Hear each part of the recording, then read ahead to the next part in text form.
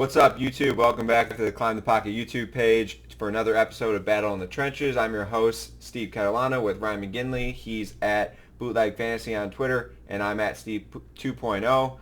It's Week 7, NFL Fantasy. I'm glad to be here. I'm always ready to battle with Ryan in the trenches talking fantasy football. How you doing, Ryan? You mean it's weird not having Jonders with his catchphrase. Here we go. Bring us in. He's a little sick, right? He's under the weather.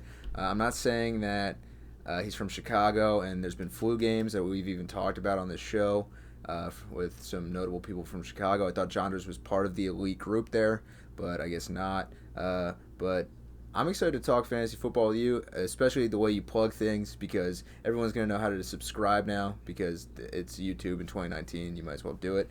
And, I mean, I'm excited. I'm excited for Week 7. We're getting right in the middle of fantasy football season. Yep. So Insert the plug. Like you said, give us a follow, subscribe to us right on this channel. Go to our Twitter page at Climb the Pocket. Follow us. Go check out the website. We've got tons of good content, a lot of good writers writing good articles for us about waiver wire pickups, start sits, all that good stuff. Like this video. Leave us a comment. We'll answer every question. I'll answer every single question. Ryan will answer every question, or he'll just put some tout in the in the comments. But we're ready to go and get our start sits and whatnot. But first, we're going to start in the doctor's office to talk about a few injuries coming off this week. Starting off, Will Dissly for the Seahawks, prize tight end find on the waiver wire a few weeks ago.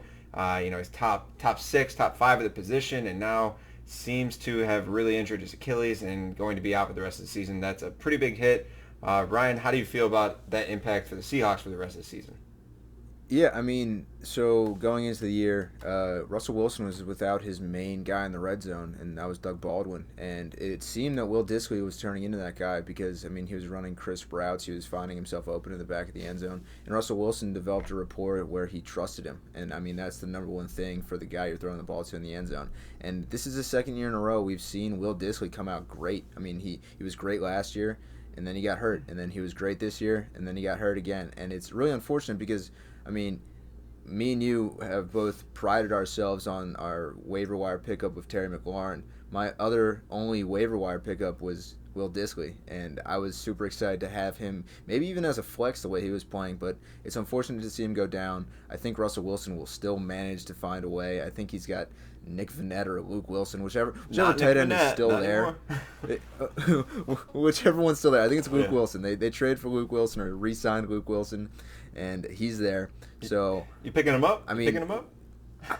Honestly, if you need to stream a tight end, it's not a terrible play because he does find a tight end every once in a while for like 15, 20 yards. You might get 2 or 3 catches out of Luke Wilson, but that's deep leagues, and I would highly advise not doing that. But, I mean, in a pinch, it's not a terrible idea. Russ Wilson for MVP? Oh, 100%. Oh, wow. 14 touchdowns. Johnner's not even here. We're just giving his team some love. His guy. Exactly. I mean, we're playing chess out here, Steve. I mean, when he comes back, he's going to watch this episode. 100 yards for everyone every time. Here we go. Exactly. All right, you get 50 yards, even though we're not keeping track. Next guy on the list, Amari Cooper. He went down with a quad. He got most fantasy players a stinker this week. I think he had 1 catch for like 3 yards, and then that happened really early in the first quarter. So that really good matchup against the Jets kind of went in the toilet, and now you're stuck with Amari Cooper, who probably won't play this week. I haven't heard much about it. Ryan, have you heard much? So he's going against my Philadelphia Eagles. So unfortunate. Such a cake matchup. Of all of the weapons on that offense, Amari Cooper is the one that scared me the most. I mean, I tweeted last week that, I mean, Amari Cooper probably should have been the guy that got paid in Dallas, not Zeke. And I stick by that. I mean, since Amari Cooper's been there, I think he's over 1,600 yards in the 16 games he's played, which is unreal. And I think that he's completely changed the dynamic of that offense. He made Dak seem like a stronger quarterback when he was in the game. And I think now that they're lacking Amari, they're going to have to see what Dak has. They've got to see what Zeke has. I mean, it's go time for them, and this is not the time for them to be missing him. And the way it sounds, it doesn't sound like he's going to play, especially as a more speed finesse wide receiver instead of like a bruising guy. You don't want any type of tissue injuries, and that's seemingly what that is. So I don't think that he's going to play this week. I think they just want to have him rest up for the long haul, so I don't expect him in the lineup. He's a huge part of their offense. I mean, I really like Michael Gallup. He's actually like getting a lot of targets each and every game. But I think that team works better when they're both on the field and they have both those weapons to kind of take some pressure off one another. I think they're both on the field. They're a really good passing team. But Amari Cooper, obviously Dak's favorite target, not being there, it's going to be pretty rough going. And they've kind of underperformed the last few weeks. People are really doubting the Cowboys. Now they get a good matchup this week. I see Michael Gallup having a pretty good game because he's going to continue to see even more targets now that Amari's out. But this isn't good for the Cowboys and Cowboy fans out there. I'd be worried if I were you guys. Yeah. All right, next player on the list is Josh Gordon. I'll take this one. Wow. Last week, part of the starts and sits. He was your sit, my start. Thursday night, so obviously right after that game, my call kind of went in the dump, but we also discussed how it was after we both set our start and sit for him that it was kind of a crapshoot, and it could have gone either way. Now, it didn't go exactly how I thought it would go. I didn't think he was going to be having a good game, and he wasn't, but then he got injured, so we don't know exactly what would have happened, but it certainly didn't look good. Okay. That kind of game, I'm not saying that he was going to have a great game. I am admitting that I think he probably would have had a stinker because they were doing the Patriots. The Patriots were doing their thing, and they were tossing touchdowns to players you've never heard of, and they were playing very vanilla offense against a bad team again. If you look at their schedule, they've had bad teams, and their offense has not performed like a premier offense should against these bad teams. They should put a beat down on them, but instead they go forward, and obviously this is Bill Belichick's plan, but to control the football, win the game, and win the game. And that's it. Just win the game. And they're doing it really well, so you can't really question them in the actual, NFL. But as far as fantasy goes, Josh Gordon's unreliable. He obviously got injured with that knee injury. It was kind of gross to watch, but I guess he was okay. He was on the sideline, hoping he can get back in that game, but he didn't. He's just kind of hard to trust. So I think until he breaks out, until he does it for multiple games in a row, I think you got to put him on your bench. Even consider dropping him in like a league where you need some spots to fill up with all these bye weeks going on. So yeah, 100%. And they've got N'Keal Harry coming back, and to me, their skill set's kind of similar. And they have Jacoby Myers, who's kind of starting to break out a little bit. If you can trade Josh Gordon, unfortunately, I think you have to do it. I mean, I've always been a Josh Gordon fan. I mean, he's always been that dude in Cleveland where he was unstoppable. That his breakout year, I mean, he was the best wide receiver in football, and it's unfortunate how his path has gotten here. I'm glad he's on the right side of recovery, and I mean, he might win a Super Bowl this year, which is sick, but I don't think he's an every week fantasy asset. He got the ring last year, didn't he? I thought he got the ring. I mean, he wasn't there, but I think. I mean, he probably did because I feel like Antonio Brown would get a ring this year. So right. I feel like we can't talk about it anymore. He upsets me. I've tried to trade him. No one wants him. He's just on my bench. I'm probably dropping him. All right, let's get to those start sits, the bread and butter, what everyone really wants. We're going to start off with you with your quarterback starts for Week 7. Give me one guy you like and another guy you're definitely starting. Mm-hmm. So my first guy that I like is Josh Allen versus Miami. I mean, we're just gonna keep going back to this, where you can pretty much throw in whoever's playing the Miami Dolphins, especially now that Ryan Fitzpatrick is playing for those Dolphins, because he's gonna give you a short field at least once, right? And you're expecting them to get into the end zone on that short field, and I think Josh Allen is really starting to find himself. He's had 2 weeks to prepare. And I think he's a pretty solid play. And my other start, Dak Prescott against the Eagles. I mean, he's shown that he's beaten the Eagles. The Eagles have never beaten the Dallas Cowboys when Ezekiel Elliott has played, which is concerning as an Eagles fan, but as a fantasy football guy, Dak Prescott's a solid play, especially how he's been playing recently. So those are my two. I actually like Josh Allen this week. I was kind of worried because I thought the game script would get out of hand, but then I saw Fitzpatrick was starting, and I kind of think that they should be able to put up a few more points than Josh Rosen would be. Sure. So I think that kind of helps him out a little bit, but I definitely like Josh Allen. I'm starting Jared Goff this week against Atlanta. Now, obviously, Jared Goff's like home road splits are a thing, and he did not play well against San Francisco last week at home. But we know San Francisco has a really good defense, probably the best defensive line or defensive front in the league right now. But they're playing Atlanta, and they might be the worst team right there with the Dolphins against any sort of offense, especially quarterbacks and wide receivers. So I like Jared Goff to get that team and all those offensive players back on track this week. But my start of the week is Jacoby Brissett versus Houston. Houston's coming up. Obviously, Deshaun Watson's on a tear. I think Jacoby Brissett coming off the bye week with a healthy T.Y. Hilton. I think they're gonna be playing from behind just a little bit. And I like him to have a good game. I see this game probably being over 50 points. So anytime you've got an over-under, I don't even know what the official over-under is, but I'm assuming it's somewhere around 50 points. I could see it being like a 30 to 27 game. So you know that Jacoby Brissett's probably going to toss a few touchdowns. I see him, definitely producing this week. So those are my quarterback starts. And we'll just stick with me and go with the quarterback sits. This week I'm sitting Sam Darnold versus New England. Now we saw he came back from that mono where he was out for 4 weeks and had a pretty good game last week, but this week he definitely goes into the meat grinder playing against New England. Now it's at home, but that really doesn't mean much. It doesn't have Chris Herndon with that hamstring injury, and Sam Darnold. I mean, he got guys going last week like Robby Anderson and whatnot, but New England is just they're top notch on the defense right now. They haven't played a lot of good competition. We'll see if Sam Darnold can maybe break that, but there's probably other guys, better options that you can start. And my sit of the week is Phillip Rivers at Tennessee. Phillip Rivers kind of coming off a stinker last week. Hunter Henry saved him in the second half against Pittsburgh at home.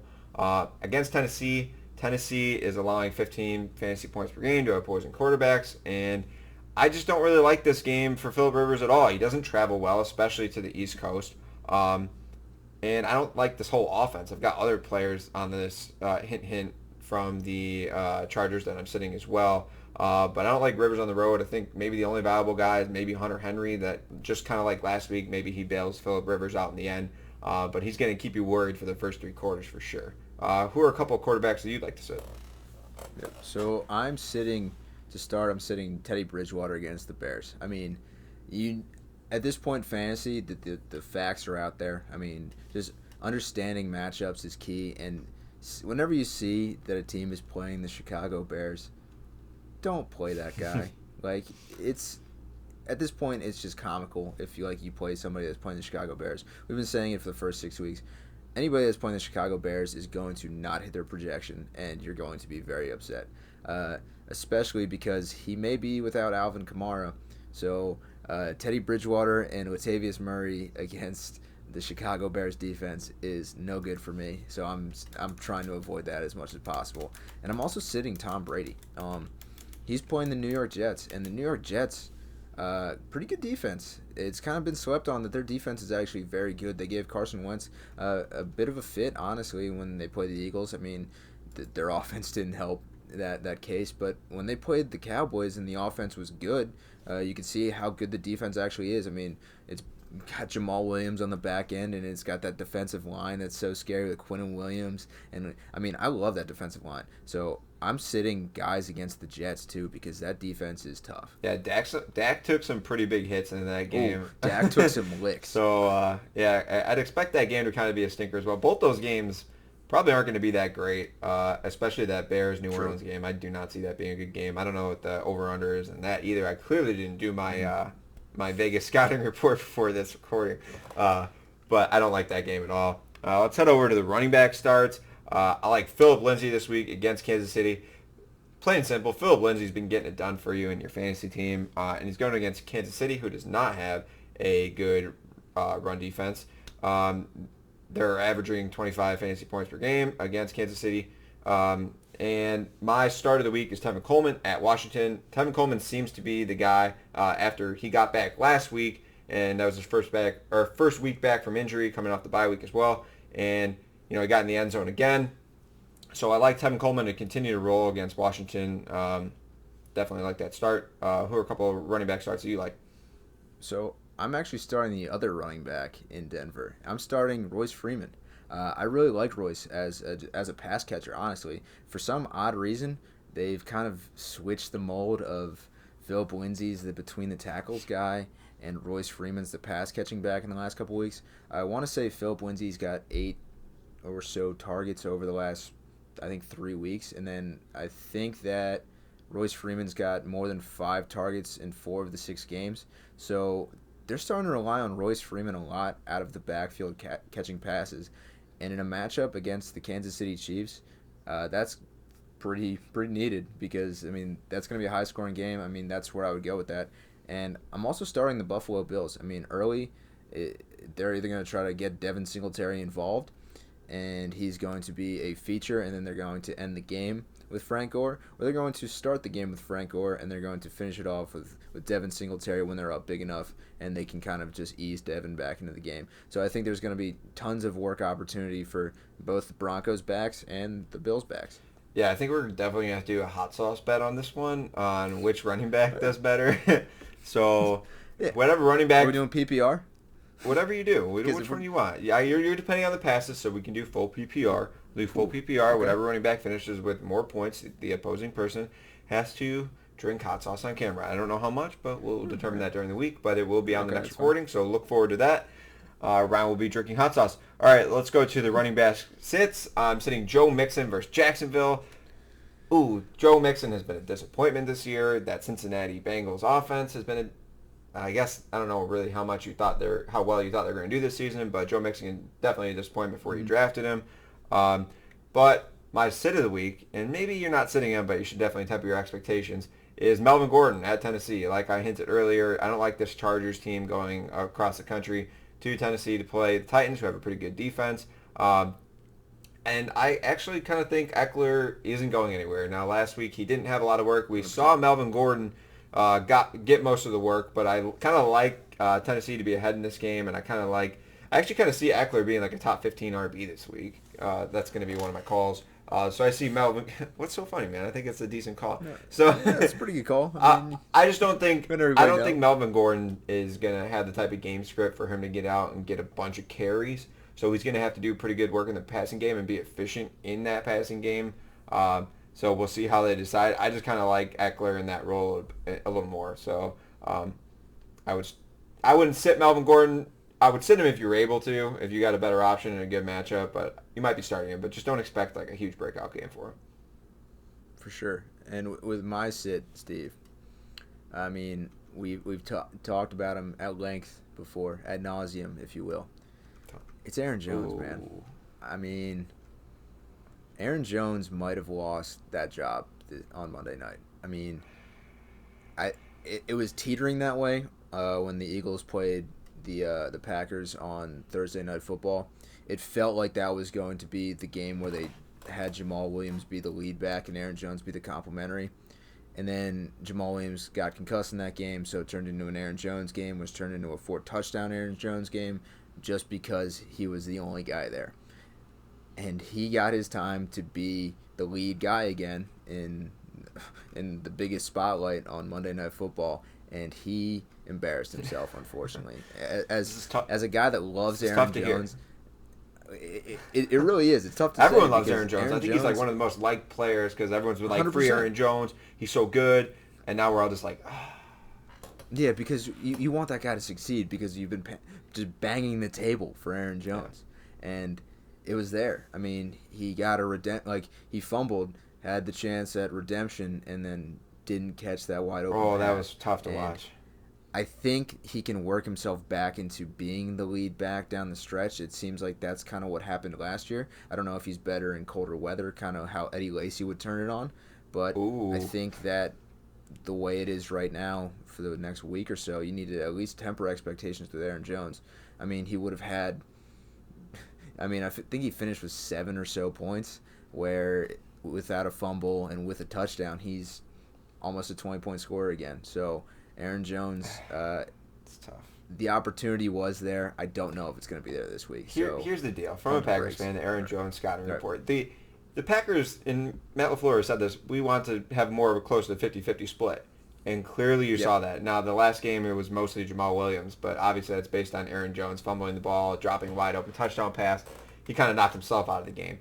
But Jamal Williams, he is good in this offense, and they trust him. Aaron Rodgers likes him. He's better in pass pro. Aaron Jones is obviously good, too. I don't think Aaron Jones is a stinker. He could have a good week. I think either of these backs could go off any given week, and I think their split is going to continue 100%. To be around a 40-60 or a 50-50 split in either direction. So the unreliability is really why you want to sit him. And Oakland actually has a pretty good defense out of nowhere. I think the main thing that tells me that Jamal Williams, I guess there's two things.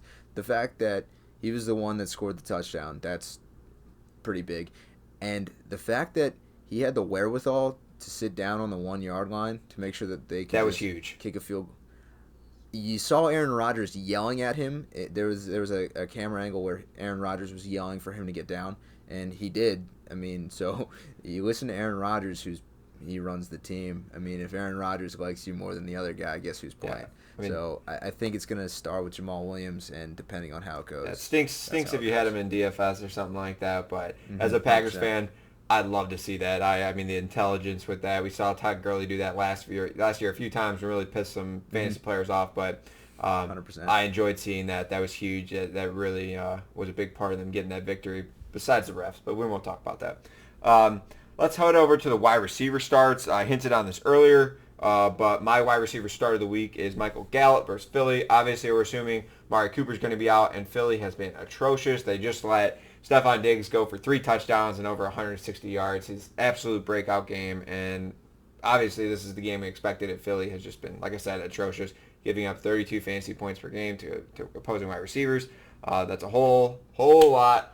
And I like Michael Gallup this week. He's averaging 9 targets per game, and I think that's just going to go up more after this week. I think he's going to see 15 targets, catch 10 balls. It's going to be a monster game, possibly get in the end zone once or twice. So I like Michael Gallup a lot. And Courtland Sutton tomorrow night, or I guess it would be tonight, on Thursday Night Football against Kansas City. I think Kansas City is going to start out a little ahead. I think it's going to be a slightly closer game than people think. Patrick Mahomes has been, a little, injured with his ankle and whatnot. Hasn't been the same Patrick Mahomes. Obviously still really good quarterback and able to get out to a really quick lead. I'm expecting they're going to be leading, but I think Courtland Sutton has been Joe Flacco's go-to guy, and I definitely like him this week. I think this is probably one of his better matchups of the year, and start Courtland Sutton. A couple wide receivers that you were starting.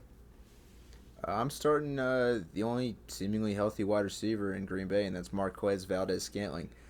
Just pretty much based on the fact that they're going to need to throw the ball a little bit. I mean, it's Aaron Rodgers. He's not. I know that the offense has kind of slowly turned into a run more offense. I wouldn't say run first. It's run more. But he's going to want to dial it up a little bit. I mean, Aaron Rodgers has a chip on his shoulder. He's hearing that he's not as good as he once was. So I think he's got to find Marquez down the field a little bit, like he did. I think he had that one 46-ish yard ball. 50 yard. It was beautiful.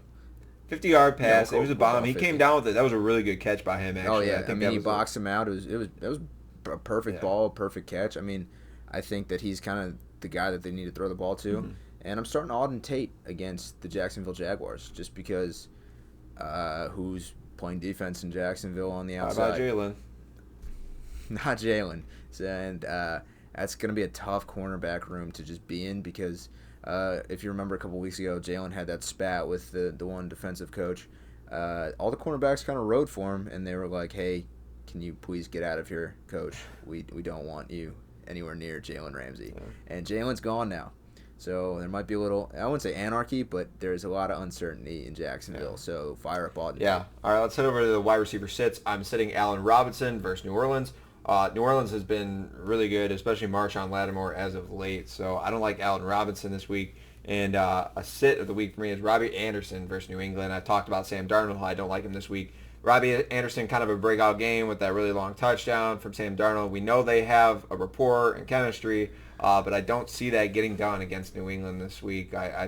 New England takes away your best options. I see them taking Robby Anderson away this week, so I'd keep him on the bench. If for some reason he's able to break out and have another good game, I think he's like kind of a guy you should have in your lineups in the future. But in a good matchup, I would put him, but New England might be the worst matchup, so I'm sitting him.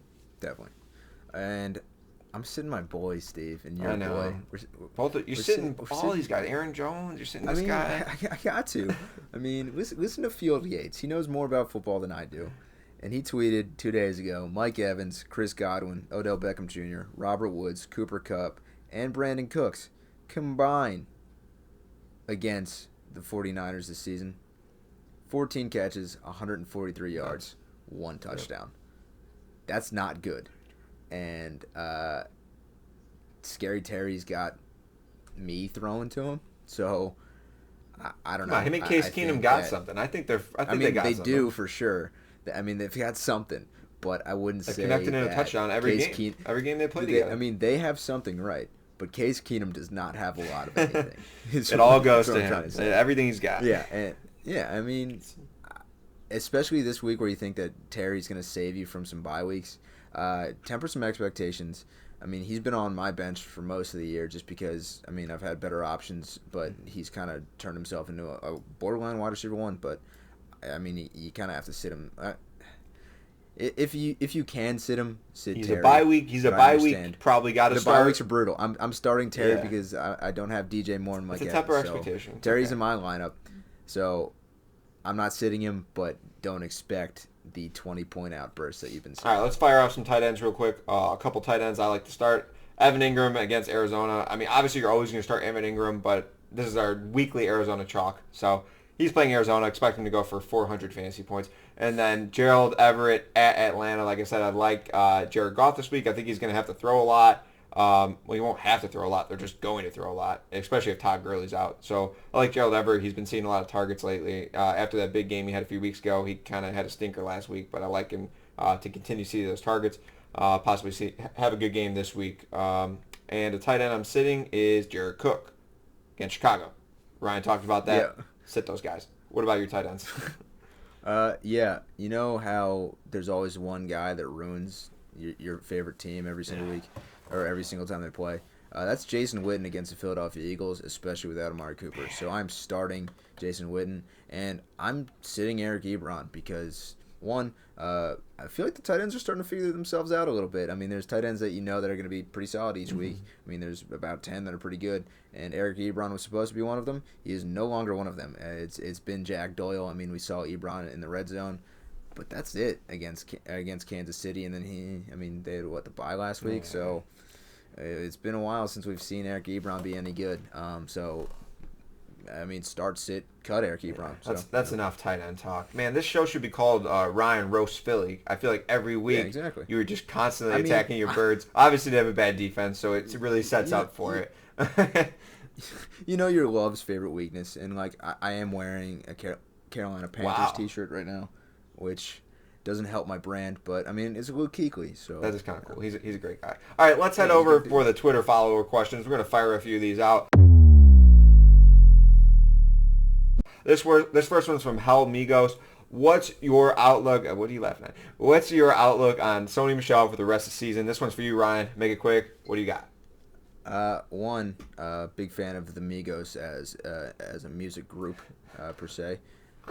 But Sony Michel, I don't know. He's a Patriot running back. He's going to be good when you don't play him because there's been matchups where I thought have been plus for Sony, and he has not done anything. So we don't know how they use the running backs, and it's kind of unfortunate. And I kind of hope that he bounces back because he was a guy that I was targeting.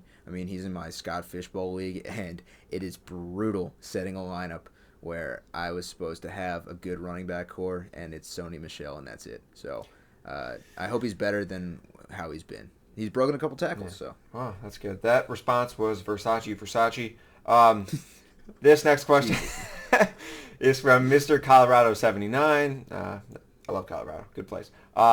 Terry McLaurin versus San Francisco or Will Fuller at Indianapolis this week. I got to go with Will Fuller. Like we talked about, San Francisco's defense is for real, and Terry McLaurin definitely been very reliable this year if you actually have been starting him, but I don't like anyone against the San Francisco defense right now. And Will Fuller, I like that game to be a shootout, so start him against Indianapolis. This next one is from FFID 78. Corey Davis over guys like John Brown, Curtis Samuel, or Robby Anderson. For you, Ryan? This week, no to any of them, except Curtis Samuel, who's not playing. But long term, yeah. Robby Anderson, he's a deep threat who's got high variance. Curtis Samuel, kind of more of the same. He's like one of those weird running back wide receivers. John Brown, deep threat with injuries. Corey Davis, he was a wide receiver one last year, and now he's got a quarterback that doesn't blow. So I'm pretty excited that Ryan Tannehill's in there. I'm not saying he's saving the season, but you didn't get Corey Davis until the 10th round-ish, somewhere in there. So he was on your bench. He's probably on the waiver wire. That's where I've seen him. So fire up Corey Davis after you see what he does with his new QB. I mean, I like it a lot. Yeah. John Brown this week versus Miami sounds pretty nice. Oh, I mean, definitely this week, John Brown for sure. But Corey Davis, like rest of season, definitely stash that guy. He's nice. All right, this next one's from Hayden Bontrager, or whatever his name is. Bontrager. We love the subscribers. We do love you guys. Darren Waller or Hunter Henry rest of season. Now, this one's kind of tough. Darren Waller has been very reliable for you. He is a target monster in that Oakland offense, especially AB's not there, so he took the Jared Cook role, and he's getting a lot of targets. And he's definitely proven that he is one of the top tight ends in the league.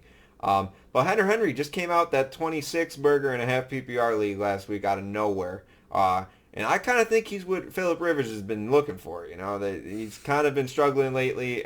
His guy is back now because it kind of was garbage time, whatnot. But Hunter Henry looked good. I thought they were saying he was going to be on a snap count that first game.